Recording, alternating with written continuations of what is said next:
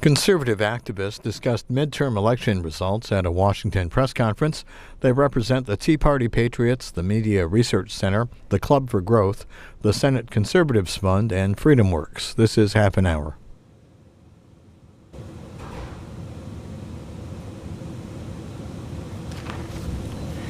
Good afternoon. Welcome. Thank you for coming. I'm chairman of conservativehq.com and Fed Up PAC. Every 2 years, I host a press conference for the press to meet important conservative leaders to get their take on the election. Today we have 6 important conservative leaders to give their take on the election results.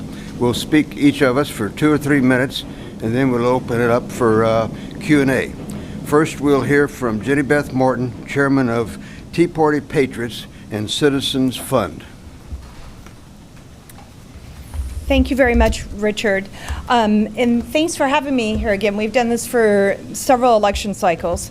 Last night, the House Republicans lost for many reasons, but one of the biggest reasons was a failure of leadership. I'm going to talk briefly about 2 examples of a failure of leadership: the choice not to nationalize the elections and the failure to fight the deep state. First, Nancy Pelosi outsmarted House Republican leadership. She knew Democrats would not do well if the elections were nationalized, so she advised Democrat candidates to run what Politico called hyper-local campaigns on local issues. If Nancy Pelosi was advising Democrat candidates to run hyper-local campaigns, isn't that a good sign that Republicans should be running a nationalized campaign? Jim Jordan got it, and he did his best to nationalize the election for House Republicans. Second, the failure to fight the deep state. Rather than join President Trump in working to drain the swamp, too many House Republicans simply failed to see the threat posed by willing agents of the opposition buried deep in the bowels of the federal bureaucracy, especially in the area of border security and immigration reform. Some call this the permanent government, others call it the deep state. Whatever you call it, it exists, and it is actively working to undermine the president's ability to enact his agenda, the agenda that won him the presidency.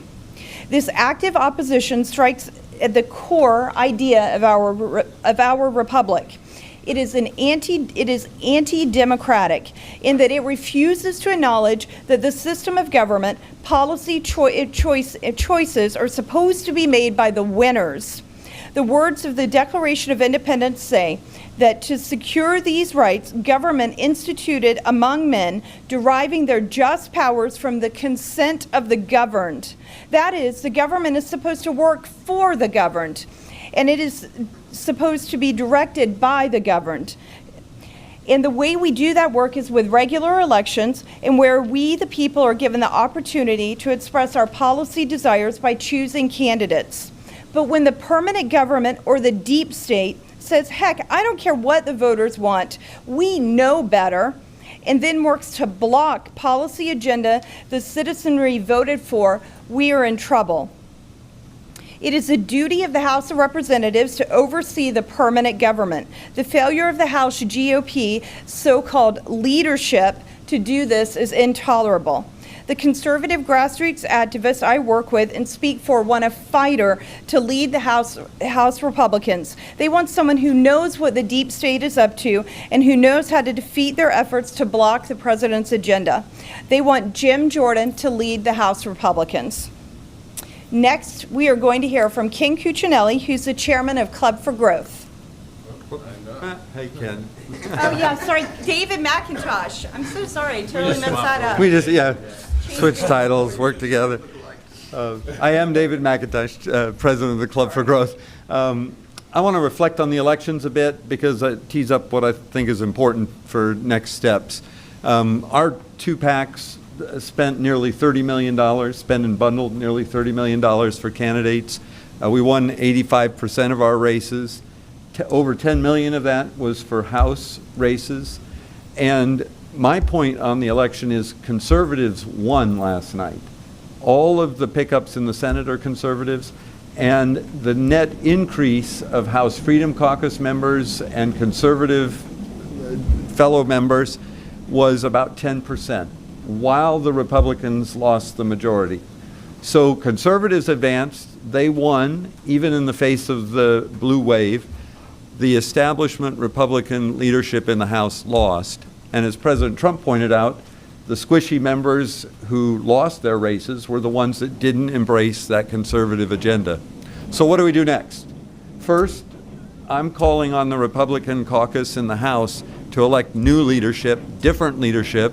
I think Jim Jordan, who's running for minority leader, is exactly the right person to lead them back to the majority.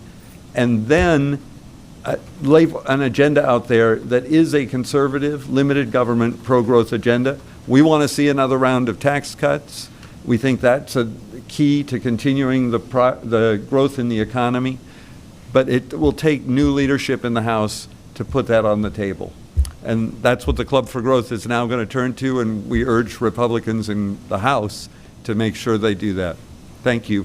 I'm going to now introduce Noah Wall, who is Vice President of Advocacy at Freedom Works. Hey, Noah. Thank you. So we want to be very clear that House leadership lost this election. Over the last 2 years, they ignored regular order in Congress, passed giant spending bills, and failed to repeal Obamacare. When you don't keep your campaign promises, you lose enthusiasm from the grassroots. And when you're running a campaign without enthusiasm, it's like running with one hand tied behind your back. Leadership positions will likely be chosen by the GOP caucus next week. And we want to be very clear, the position of our activists is that if the definition of insanity is doing the same thing over and over again and expecting a different result, then a vote for Kevin McCarthy for minority leader is a vote for insanity. We need new leadership. We need Jim Jordan to be minority leader. We need to have a breath of fresh air in how Congress is run. And we need to go and retake Congress in 2020 with a new leadership that will have a bold vision for the future of this country. So next up we have Ken Cuccinelli, President of Senate Conservatives Action.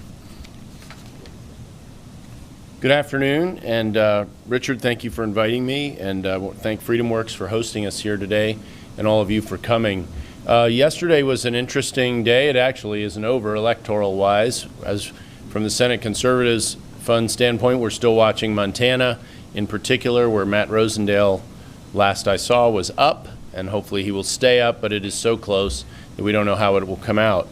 We saw an influx of conservatives in the Senate, and we saw in a vast number of races in the House, the primary trend was those who ran and fought for conservative principles survived. Not every single one, but the real wipeout was among the left side of the Republican caucus that followed the House leadership's advice to not nationalize their race. Don't run on important, principled proposals. Part of their problem, of course, was that they had not kept their promises from 2016, something that, as you've heard here from others, Jim Jordan has advocated very strongly. You've all heard him say, we need to do what we said we would do. And the House leadership actually urged their members to run campaigns away from that theme, incredibly enough. And the results were predictable losses that now leave us in a position where we are probably a week out from a leadership contest. And until the Republicans commit to returning to the core issues, you've heard others talk of others. At Senate Conservatives, we focus on health care, for instance, the repeal of Obamacare, absolutely critical.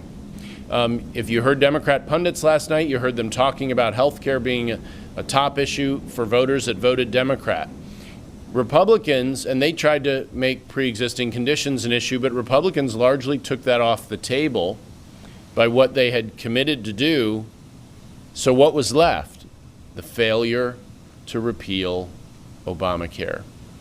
And when they look to House leadership, they need not only House leadership committed to actually pursuing what they campaign on, but to holding the Senate accountable to those promises as well. Those promises were made by U.S. Senate candidates who are now U.S. senators, and it is the House that has rolled over for a Senate that didn't want to keep those promises either. And we expect to see a new leader, who will not only work within their caucus to rally Republicans to keep their promises, but then to hold the Senate accountable for those very same commitments. We saw the results yesterday, as we've seen in previous elections. The people who were believed, who ran on conservative principles and had a track record of believability, largely survived, largely won. The House Freedom Fund was 11 for 11 in open seats. 11 for 11 in open seats. That is an incredible track record on the House side. Those were not the candidates the establishment wanted to see. And that is the expanding, growing caucus within the Republican minority, now minority. And that is the future of the Republican Party, returning to the first principles reflected in conservative values and in real policy implementation, like the repeal of Obamacare. It's my opportunity to reintroduce Richard Viguerie, who hosted us all today, brought us together. He heads conservativehq.com, and he also runs Fed Up PAC, aptly named, and today is a good day for the Fed Up PAC. Richard? Thank you, Ken. As Ken referenced, others, Jenny Beth, President Trump and the conservatives, using conservative issues, nationalized this election and built a large red wall that brought a stop to the blue wave. Republicans never win elections unless they're nationalized around conservative issues.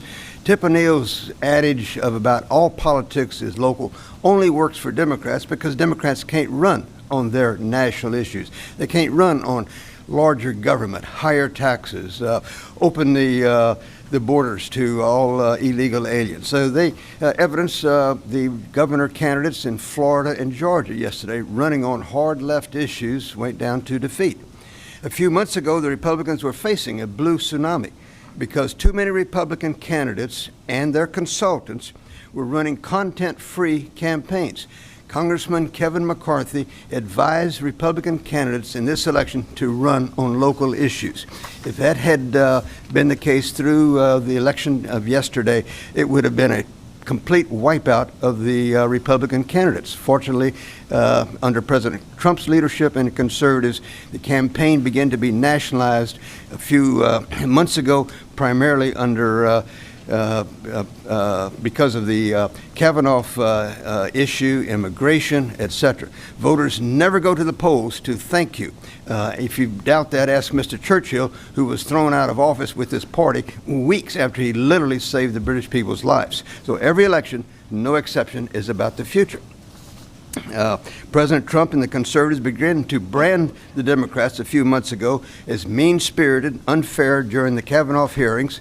Democrats were branded by the Trump and the conservatives as favoring open borders, citizenship, voting rights, welfare to tens of millions of illegals.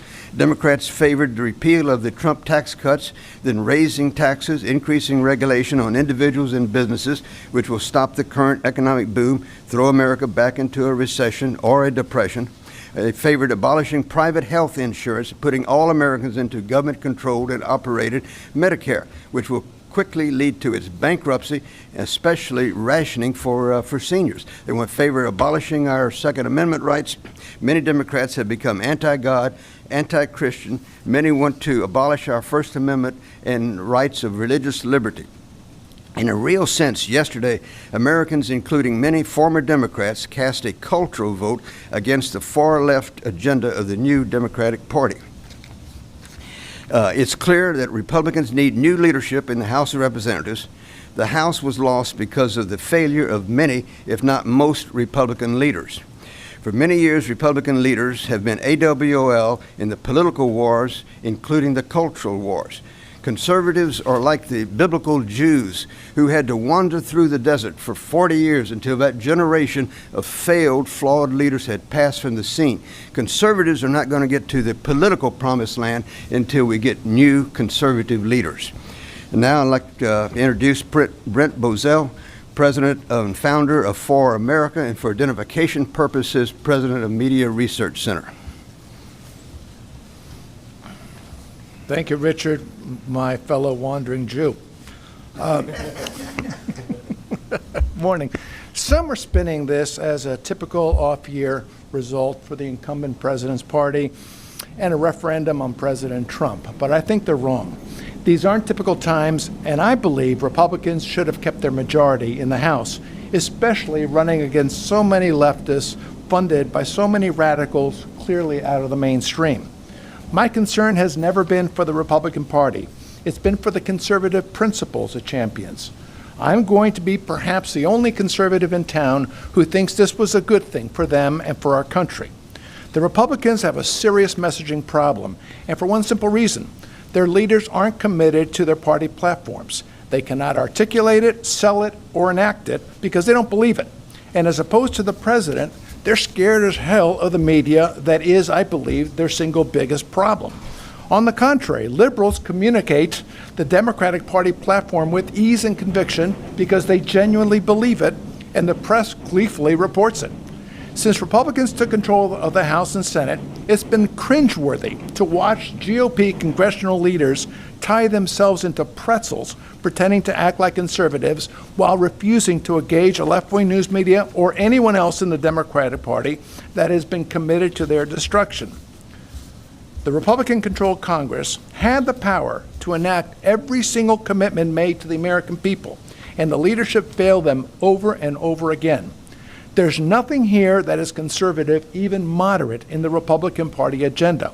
10 years ago, this was seen, their actions, their positions on spending, on social issues, on Obamacare, and everything else, everything was seen 10 years ago as reflecting a liberal agenda, not moderate, not conservative. The Democrats certainly have moved even further to the extreme than this, and there you have it. This is liberals against leftists and Democrats against Democrat light. President Trump, on the other hand, shows clearly his intention in his message, time and again, to deliver campaign promises while confronting the militantly anti-GOP press, unlike any president ever has. But for his efforts to rally the GOP base, and the message he brought last night, I believe, would have been a loss of monstrous proportions for the GOP. 1 year ago, we stood here and predicted Republicans were going to lose the majority because they abandoned their conservative principles. Sadly, we were right. For them to regain the faith of their constituents, the GOP must find new leadership with leaders that truly believe in and are willing to fight for the conservative policies they espouse. That's why conservatives everywhere are rallying behind Jim Jordan as the new GOP minority leader. Conservatives believe that with his leadership, the Republicans will regain the fallen majority, and they can do it in 2 years. It is then that they'll fight seriously for the things they say they believe. This time, it'll be promises made and promises kept by them as well. It shouldn't have come to this last night, but now, after an 8-year majority failure under liberal do-nothing leadership, conservatives, we believe, have a clear path moving forward. And I'm introducing here my son, who wants to be known as my favorite son, David Bozell, the president of For America. Thank you, and don't tell my siblings that. It's a secret. There's no magical mystery here. There's no hot take to rule them all. The Republicans failed to produce and provide a solution to the most important domestic issue of our time, healthcare, and they threw up a brick. And all across the country, people recognize the fact that after 6 years of promises, they had nothing to show for it. And that's a product of Paul Ryan and Kevin McCarthy not understanding correctly the pulse of their conference. As a result, I think Republicans shed a lot of dead weight last night. You know, some folks that look at Ways and Means Committee. A lot of the authors of the tax bill, even that could not save them. And the fact of the matter is that these guys were, that's the ultimate committee, the most prestigious committee, the committee that leadership will put you on because they want to tell voters like, wow, they're in Ways and Means. That's got to be for something. He's got to be an important person in town. Reality, voters don't care about any of that stuff. They want solutions. They want doers. So not even some of the primary authors of the tax bill could be saved last night. Because why? They're do nothing, go along to get along, the ultimate go along to get along crowd. And so voters, I mean, Bill Nelson in reverse is the same thing. Been here since 1978. I was born in 1978. 40 years. He doesn't have one single legislative achievement with his name on it. I challenge any reporter in here to name one. You can't. So the same thing. Reporters across the country are seeing how hard the president worked his tail off for his guys and his party and his candidates, and they want doers in this town, right, left, or indifferent. But all the money raised, all the money spent, all the staff, all the ads, all the consultant fees could not save this train wreck. Contrast it with what Ken said about the House Freedom Fund, 11 for 11. You had 10 guys at House Ways and Means of Republicans, 10 members lose or retire last night because they thought they were going to lose, versus House Freedom Fund, 11 for 11 winners. Okay? It's an important stat. McCarthy and Ryan fell short because of their constant dithering for 2 years while in the majority with the president, not ever really knowing the true pulse of its caucus, allowing the House to get bullied by the Senate in key moments. They surrendered its voice. And by comparison, the House looks small and inconsequential. So we're looking for some fresh faces, some new blood, some people who recognize the popularity of the president's message, folks who understand the value of selling this message in this digital frontier, how to use these tools like social media. These are they're fundamentally necessary now going forward to sell your ideas, to be authentic, to be transparent, to be bold. We're looking for fighters in leadership who can advance our priorities through this digital media, who can recruit an audience, who can go beyond the base. Jim's proven in the last couple months, his social media following is north of 400,000. He's debatably, depending on which stat you look at, but he's one of the most engaging members of Congress in the country. And it should be no surprise, it is not a coincidence that the president chose Jim Jordan to share the stage with him on the final day of campaigning. Okay, that is not coincidence. And we're hoping that a partnership can be developed at the top levels here going forward, that the White House and the House get on the same page finally with regards to their domestic goals and domestic legislative agenda. And that starts with electing a new leader like Jim Jordan. Thanks so much. Questions? Any questions? Yes, ma'am. You guys would like Jim Jordan as minority leader, but now that Republicans are in the minority, the path is easier for Kevin McCarthy to be minority leader. What happens if he gets the post? What do conservatives do? What's the game plan? Well, I'll let some others answer that, but I'll make a quick comment that I think it would be much more difficult for him to become the leader of the House Republicans, having failed to keep the majority. He's now someone who helped lead the failure of this election yesterday. So I think it's going to be much more difficult for him to keep his leadership role. Ken, or anybody else? Yeah, I'll make a quick comment. Look, I think ultimately we're not supporting Jim Jordan for minority leader. Ultimately, we want him as majority leader. We want him as Speaker of the House. The only way this is going to happen is if Republicans recalibrate. They cannot expect, as has been stated, they cannot expect different results doing the same thing. Nothing will change if the present leadership stays in action. So it's suicide for Republicans to continue going this way. If they want to regain the majority, they need better leadership, they need new leadership, and leadership that understands what the base wants. Last night proved that if you address the conservative base in this country and you get behind the conservative base will get behind you. Let me just go ahead. Sure. There's going to be approximately 200 Republican votes at issue in this leadership contest. Every vote, every election that size, you will see coalitions built. An awful lot of people in that caucus are going to have to make the choice you've heard described up here. Are they going to go right on the principled path, or are they going to go to the left Kevin McCarthy Chamber of Commerce path? That is what they're choosing. And it reflects on each and every one of them the choice they make. And their voters will know it. And their voters will know it. In the 56 years that I've been involved in conservative politics at the national level, the number one need conservatives have above everything else is congressional leadership. And it's failed us for all of my political life, and we're not going to move forward and have success for conservative issues until we get this new leadership. If those who have questions, if you would identify yourself, please, and then ask your question. Yes. Sure. Scott Wong with the Hill newspaper. You guys have talked a lot about Jim Jordan today, but are you calling for a more wholesale change in leadership for the whole leadership team, meaning Steve Scalise and Kathy McMorris Rodgers as well?